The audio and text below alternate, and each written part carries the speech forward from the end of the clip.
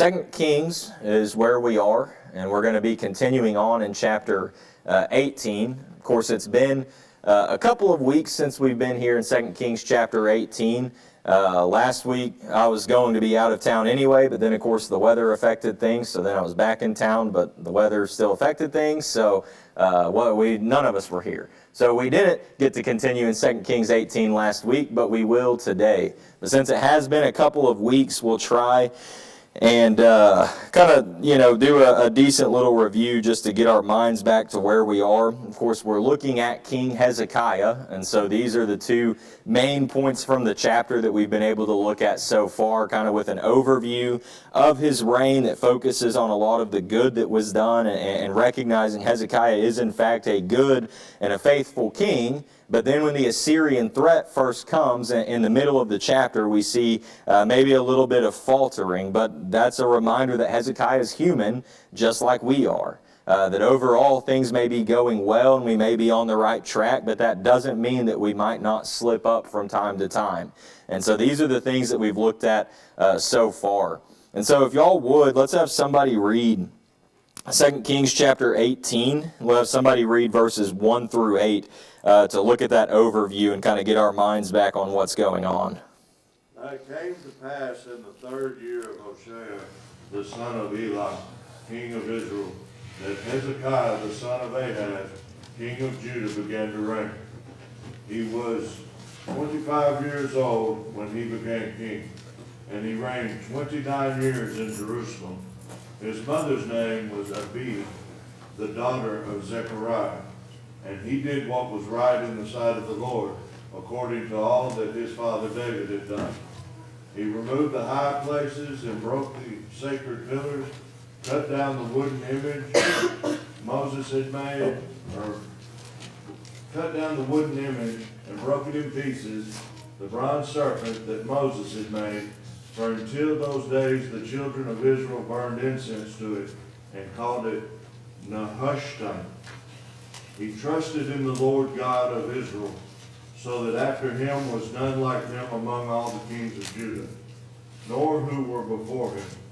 For he held fast to the Lord. He did not depart from following him, but kept his commandments which the Lord had commanded Moses. The Lord was with him. He prospered wherever he went. And he rebelled against the king of Assyria and did not serve him.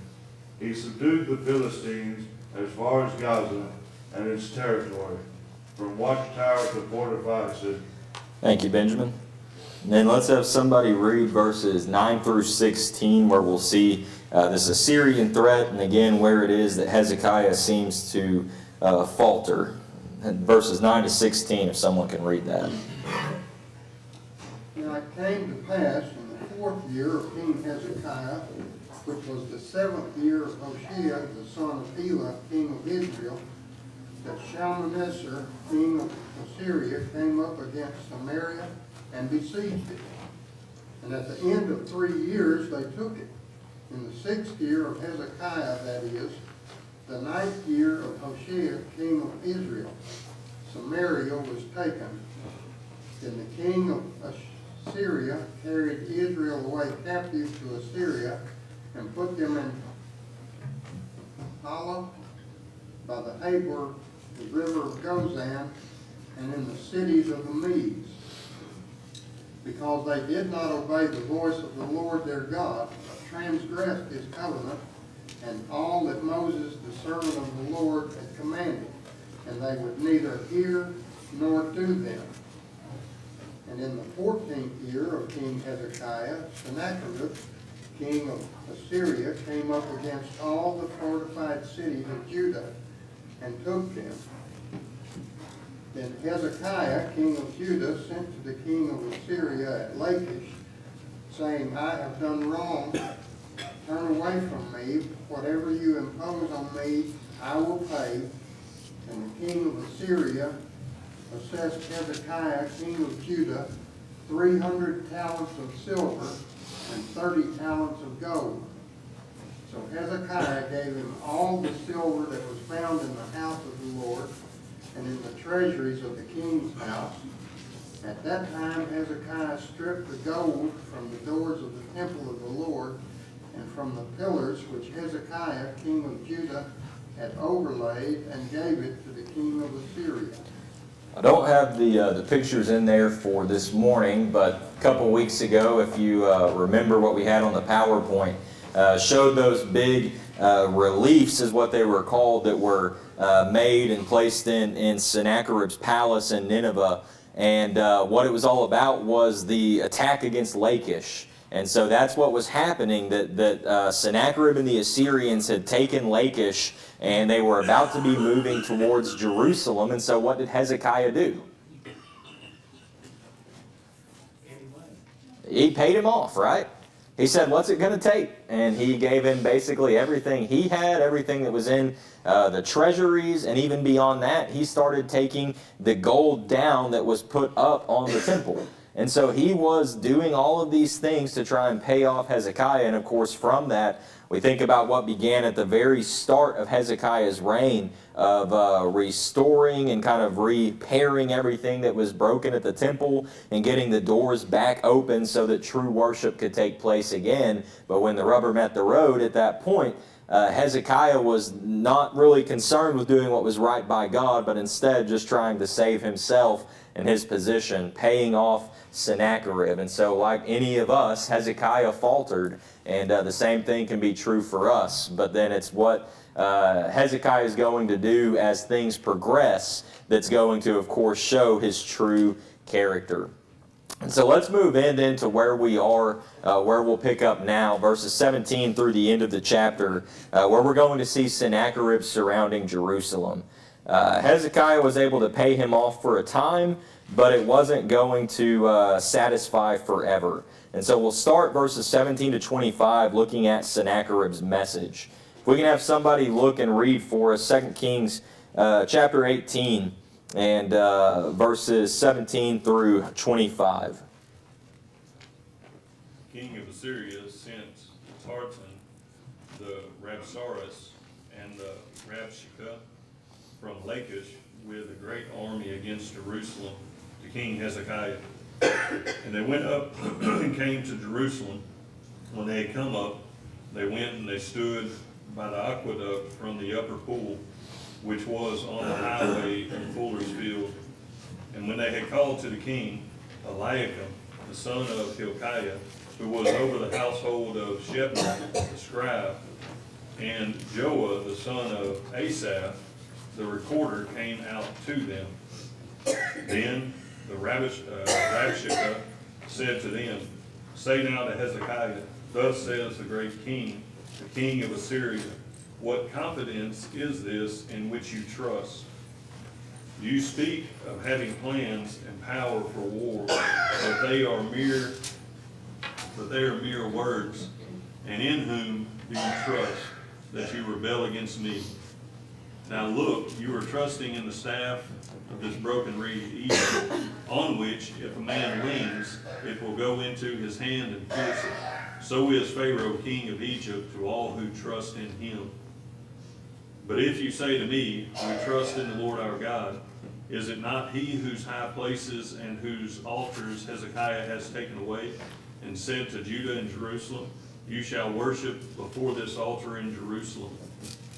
Now therefore I urge you, give a pledge to my master, the king of Assyria, and I will give you 2,000 horses, if you are able on your part to put riders on them. How then will you repel one captain of the least of my master's servants, and put your trust in Egypt for chariots and horsemen? Have I now come up without the Lord against this place to destroy it? The Lord said to me, Go up against this land and destroy it. There is a lot happening here. Of course, keeping in mind the fact that Hezekiah had just paid off Sennacherib, but that is only going to bring him right on back. I think there's a good lesson in that when you think about it overall, that there might be a period of time at which we can kind of pay the problem away or push it away, hide it away, do something to try and cover it up for a time and just really push it back. But that's all we're doing, is just pushing it back, because eventually the problem's going to surface again and the problem's going to be worse. And that's exactly what's happening right here. You got something, Johnny? I was going to say, basically what he's doing is blackmailing Hezekiah. And anytime blackmail is involved, it's not going to stop. Yeah, he just wants to keep getting paid, right? More and more. Yeah, because he knows there's got to be more where the initial payment came from. So he's going to keep on doing that, trying to get paid. And this time what he does is he sends several of his officials. He sends the Tartan, the Rapsaris, the Rabshakeh, however you want to say those. And Aaron, I don't know if y'all thought about there at the home. These could be some unique titles that, you and Jesse and Benjamin could put on some business cards, and they really command authority.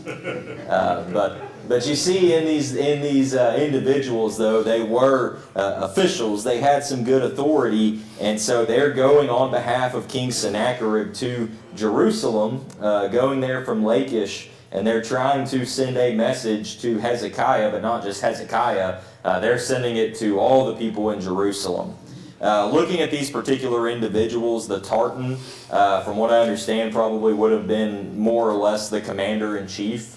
So he's kind of like number 2 for the Assyrians. The Rabsaris would have been probably either a high-ranking eunuch or a court official, based on some of the things that have been said about that particular title, the Rabsaris. And then the Rabshakeh would have been just one of the high-ranking military officials, probably one of the chiefs of the officers. So very important, very powerful individuals within Assyria.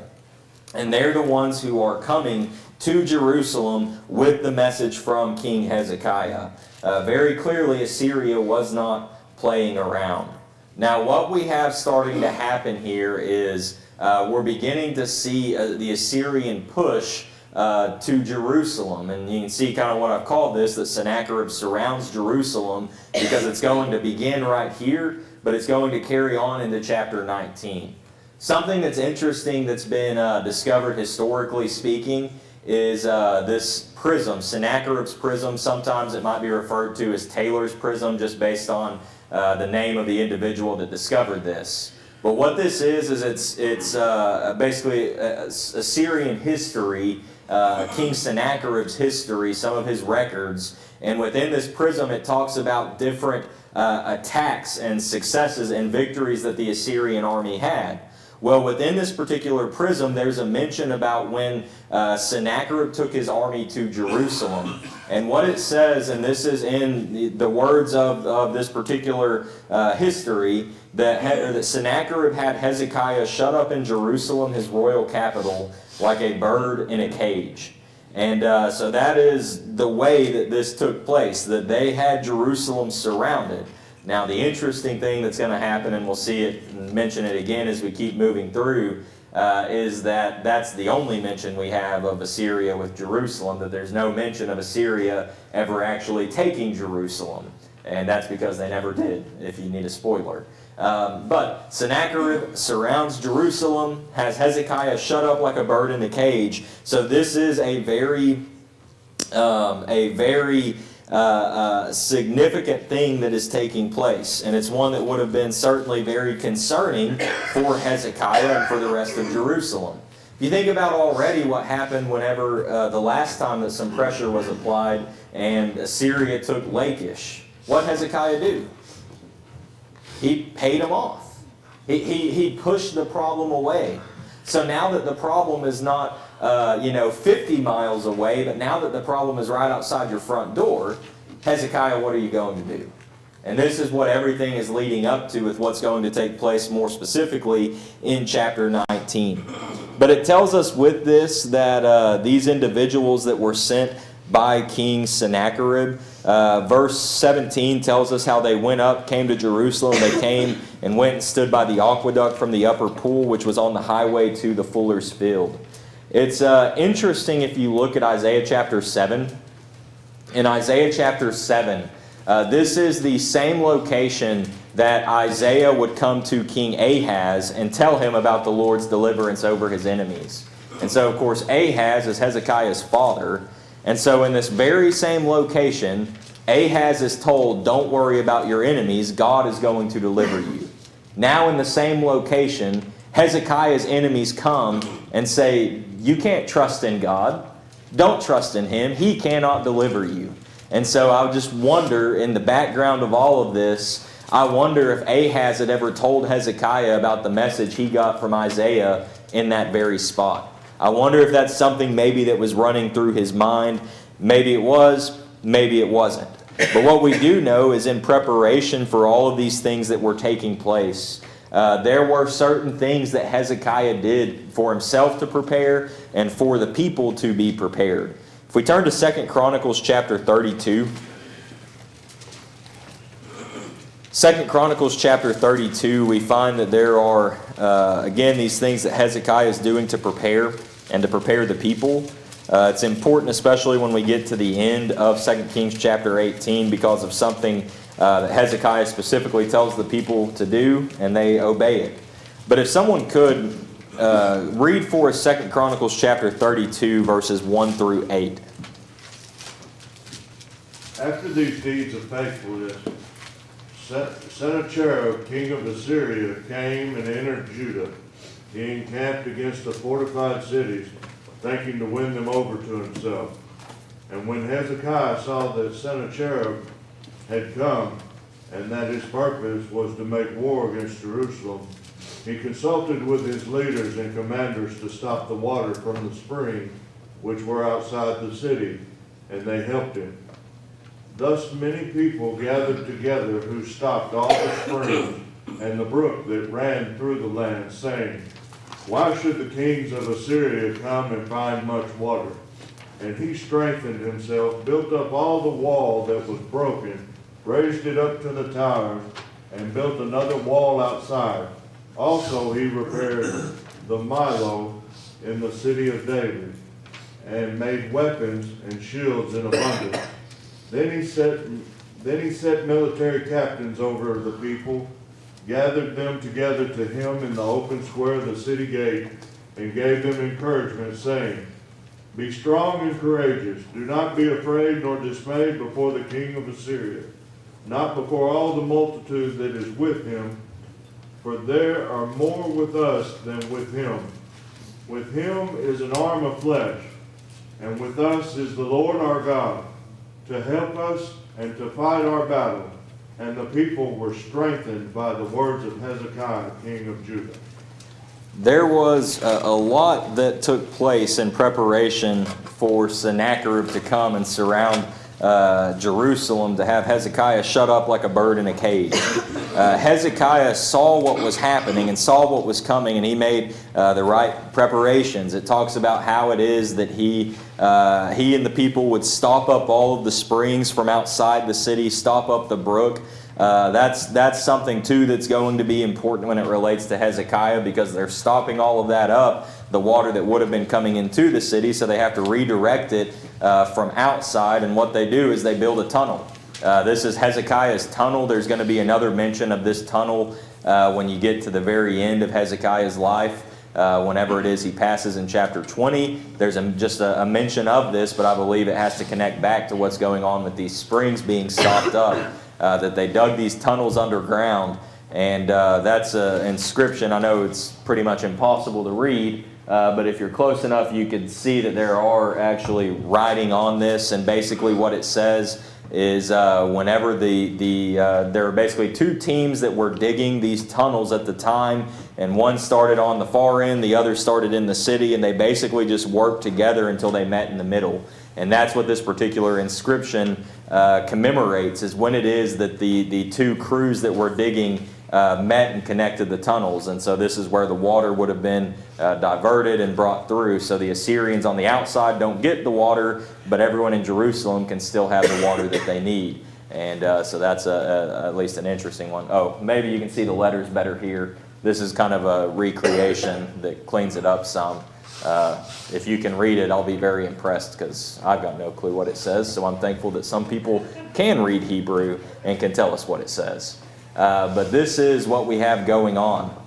And they stop up the springs. Beyond that, Hezekiah just builds up the defenses. He's adding on to walls. He's adding new walls. He's repairing all of these things. He's appointing captains in the army. And he's preparing the people and he's encouraging them. And what's going to be important for when we get to the end of 2 Kings 18 is what it is that he tells the people specifically in the encouragement in verses 7 and 8. Hezekiah reminds them that the Lord is with them, that the Lord is there to fight the battles for them.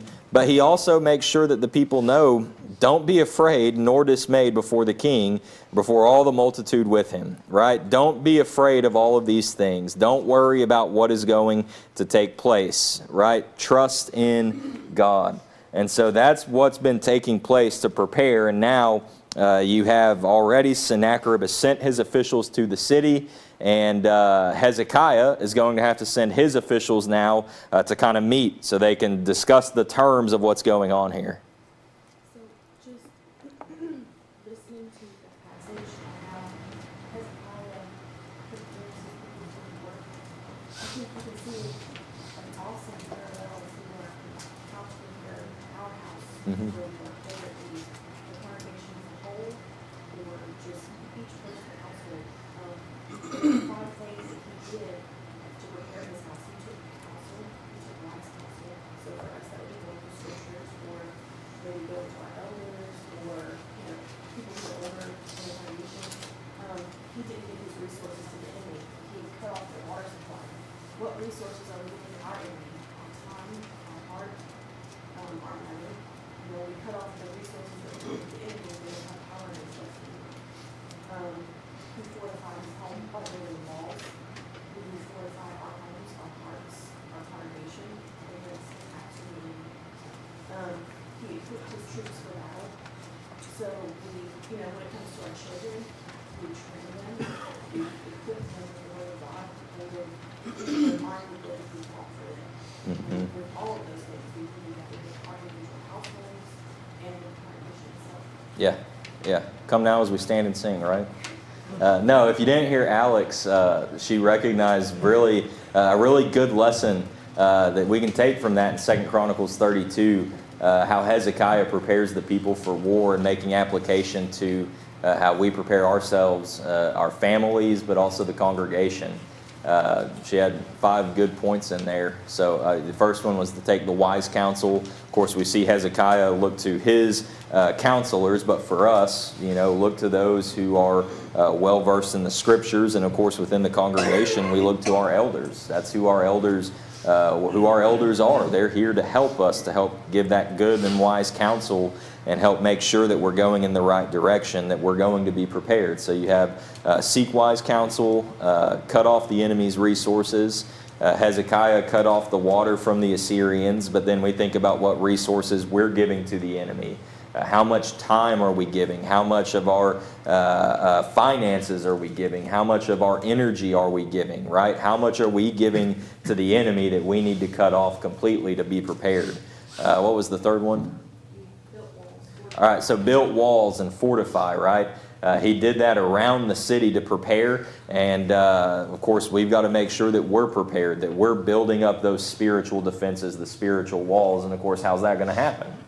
We've got to be studying and learning and growing and applying to keep building up and strengthening ourselves spiritually to be ready when the enemy comes and attacks. The fourth one was that to appoint to equip the troops for battle, right? He made sure that people were in the right places, that they were prepared. And, you think about, to Alex's point of application, first you think about in the home, parents need to make sure that we are equipping our children, that we're preparing them appropriately, but even still thinking about within the congregation, that it shouldn't just be the responsibility of 1 or 2 or 3 or 4 or 5, right? But everybody needs to be prepared. Everybody should be equipped, and that's the goal of what we do in the Bible classes or in the sermons or any opportunity there is for us to be together, to encourage each other, is to try and help equip one another to be ready. And then what was the fifth one? He reminded them who fought for them, who pointed them towards God. Right, so the fifth one is that Hezekiah reminded the people who fought for them and pointed the people towards God. And of course, whatever the situation that comes up in our life, be it in our home and our family, be it in the congregation as a whole, who should we always be pointing back to, and who is it that's always fighting for us? It's the Lord, right? Very, very powerful lesson. And Jesse, I expect you to preach that sometime soon, right? You got the points, fill it out, and you're good to go. Miss Velda? I have a question. Right off the top of your head, do you have a ballpark figure on how long a period of time that it took for all this to take place?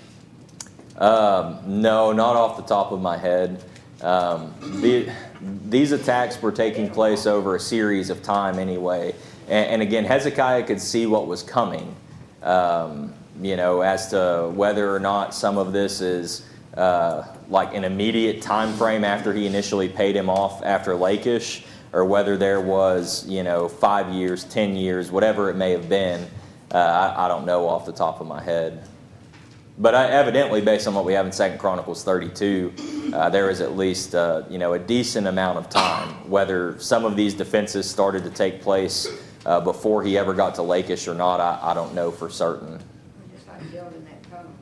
Mm-hmm. Take time.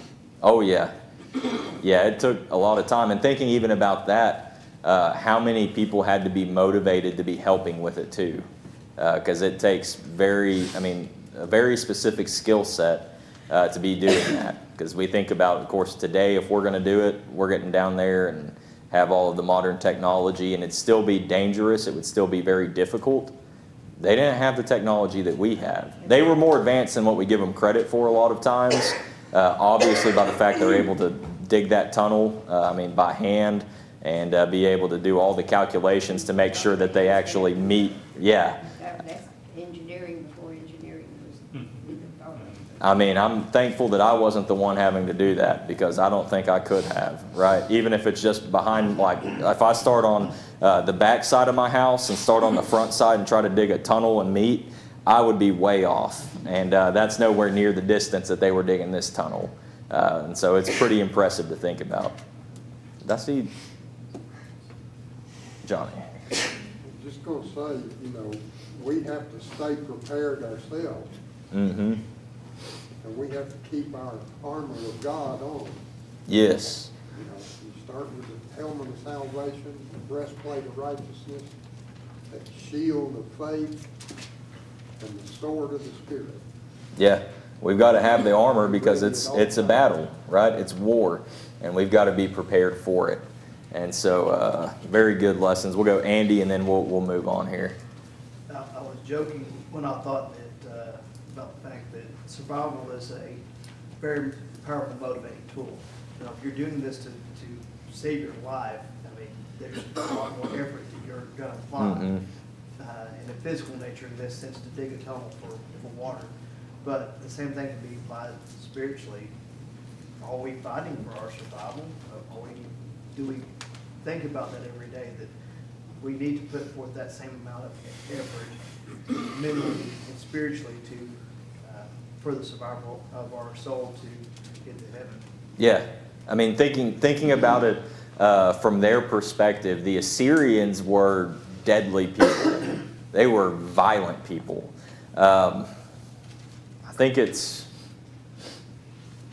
it'll be probably next week or the week after that we'll kind of look at some of their practices. But essentially, they would take people and put like a ring through their nose and their mouth, and then attach that to a line, and they use that to drag people away captive. And so that's after they've already taken the city. But then if you think back to some of what we saw on those Lachish reliefs, you have the pictures where they're just bombarding the city with arrows, and then they're charging in with their swords and their spears, and they're killing everyone who gets in their way. And then if you don't go and pay tribute and bow down to the king, then you're going to be killed yourself. But even if you do bow down and pay tribute to the king, you're still probably going to be led away with that hook in your nose and your mouth and attached to the string and pulled away. They were very much trying to survive, right? So you know that this is the character of these people. And if you're in Jerusalem, especially when the time comes that they have the city completely surrounded, you're going to be concerned. You're going to be trying to fight for your life, right? Now, Hezekiah is wanting to make sure they know Trust in God, trust in God, trust in God. Hezekiah, evidently, from the time that he first paid off Sennacherib to now, things have changed. What it is maybe that convinced him of this, I don't know for certain, but something happened that a mind shift changed. He kind of recentered, refocused. Now he's going to do what's right, and he's going to help, by example, show the people what it means to trust in God through this. But yeah, to Andy's point, how are we fighting for our lives spiritually speaking? Do we recognize the threat? Do we see how serious it is, how dangerous the enemy is? If we could see Satan for who he is and see what he's doing from the right perspective, it's going to change things. If we could understand the fact that he is that roaring lion seeking whom he may devour, as we have in 1 Peter chapter 5 and verse 8, it's going to change the way that we approach our spiritual life. It's going to change the way that we respond to temptation. It's going to change all these things if we realize how dangerous and how deadly and just how violent it is. But I think we struggle with it because we just tend to see things physically. And so we understand why it is maybe that, in our physical minds at times we kind of rank and categorize sins and say, well, this isn't as bad as this one because I'm not actually hurting someone else in this, and so it's not as bad as that. But we're not seeing it spiritually, right? We're being fooled. We're forgetting how dangerous and how deadly and how violent all of it is. And so, yeah, I think that's a good point, Andy. Yeah. That makes me think about it a lot. So that's good. Jesse? How he's described at the beginning as he did the Son of the Lord, and we get a glimpse of he's not perfect. Mm-hmm. And then now we see the growth that Mm-hmm. about our lives, knowing that we probably in the same position. Yeah. What we did, he still does. But God doesn't necessarily just look at the individual black dots. Mm-hmm. But he recognizes that it's a growth. Mm-hmm. Yeah, absolutely. That it's Jesse's talking about is recognizing how Hezekiah is described in all of his goodness and faithfulness at the start of 2 Kings 18, and then you have where he slips up, but now we see how he's back on the right track. And thinking about in our lives how we, being honest, we all slip up, don't we? We all mess up and we all falter from time to time, but then it's what happens after that. How do we respond to it? How do we, when we get back up, what direction do we end up going? Hezekiah here is going to go in the right direction. In our lives, it's up to us to make sure that we follow that example, go in the right direction as well. And so that's a good thought to bring up. So back in 2 Kings 18, looking and thinking about all of these things now, Hezekiah is going to send out his officials to meet with Sennacherib's officials. This is just kind of the politics of the day. They would go out and have to, have discussion back and forth, come to terms in this way. So Hezekiah sends out Eliakim, who was over the household, Shebna, who was a scribe, and Joah, who was a recorder. And so these are the ones who are going and speaking on Hezekiah's behalf. And then in verses 19 through 22, as was read for us, Sennacherib's men are wanting to get word to Hezekiah about the nature of his trust. Really what all of their message boils down to is in, do you really trust God? Do you really think He can deliver you? Do you really think that He can save you? Sennacherib, through his messengers, points out in verses 19 and 20 about how there are plans and power for war that Hezekiah has, but also notes that there were problems in who Hezekiah trusted for these plans and this power of war.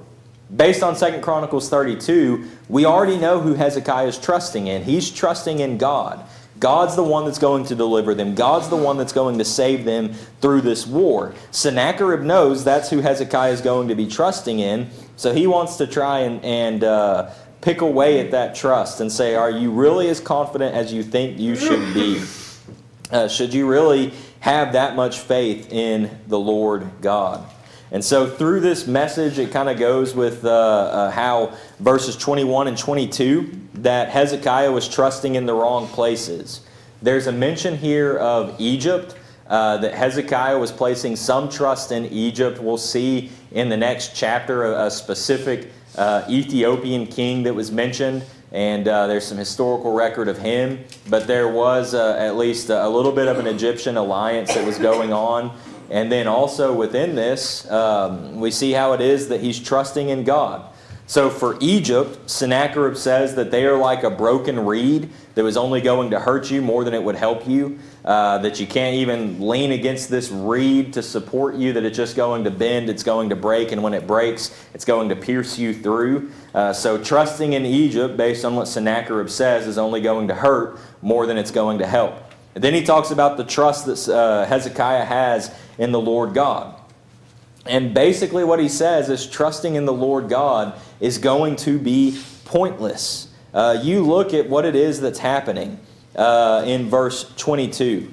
And the way that Hezekiah talks about this, that to trust in the Lord God is pointless, because in Sennacherib's view and in the Assyrians' view, Hezekiah had weakened God. Why would it seem like Hezekiah had weakened God to them? He tore down all the high places. And He took down all the high places and limited worship to where? To this altar, right? To the one altar, to the one temple in Jerusalem. Now, for a very long time now, the worship of God was not being done in the way that it should have been being done. So there's a very long history of worshiping the Lord God in these high places, at these altars, wherever they may be, and all of this false worship going on, that gives the appearance of what true worship is to those on the outside. So from a worldly, physical perspective, the more altars, the more opportunities, the more ways that you can worship this one particular God, the stronger and the greater this God must be. But if you're taking all of that away and eliminating it and trying to restrict it down to a very specific thing in a very specific place, that from the outside is going to look like your God's really not that strong. Your God's really not that big. Your God is not a God of anywhere other than in that one city in Jerusalem. That's what it would look like from the outside. But even thinking about that, I wonder if there's any way that we can make application to our own lives and to our own view and understanding of God. We think about today, especially even as it relates to worship, there's a lot that takes place that is not biblical and scriptural for worship. But if it is the case that someone comes and they see what true worship should look like and realize, well, that means that this needs to be eliminated, or this needs to be eliminated, or we can't do this like we once did. Might that look like to those on the outside who don't understand? Well, you're just kind of limiting God. Or you're not utilizing all of the talents and abilities that God has given you to worship Him and to glorify and to praise Him. Can we understand maybe where some of those thoughts come from? But it also shows us the danger that the way that others view God is based on how it is we are being obedient to Him. The way that others view and understand God is dependent upon how I live my life for Him. Am I just doing the things that I think are best? Am I doing the things that I think He would like? Or am I actually doing what He would like? How we respond, how we obey, affects the way that others view and the others think. And just to wrap up this one little spot here, even if as it goes on, Sennacherib is making sure it's known that Hezekiah's trust in God would be pointless because he had weakened God. And then they want to make sure that there's more that's sent to Sennacherib. Even in that, they say, well, Sennacherib will give you things if you will just make a pledge, right? If you'll pay a little more, if you'll bow down before him, then you'll get 2,000 horses if you even have enough people to ride them. So trying to pick away Hezekiah, pointing to the weakness that's there in Jerusalem, even in numbers. And then once more, verses 24 and 25, the mention of the ones in whom Hezekiah trusts. You have another mention of Egypt and their chariots and horses. That's not going to do anything. And then verse 25 is interesting because now Sennacherib is basically saying, well, you want to trust in God? Guess what? God told me to come to you. Because if God didn't want me to come to this city and take this city, then he would not have let me. That was the mindset. So we'll stop right there, and Lord willing, next week we'll pick up looking at the next section of this, and now Sennacherib is surrounding Jerusalem and continuing to attack.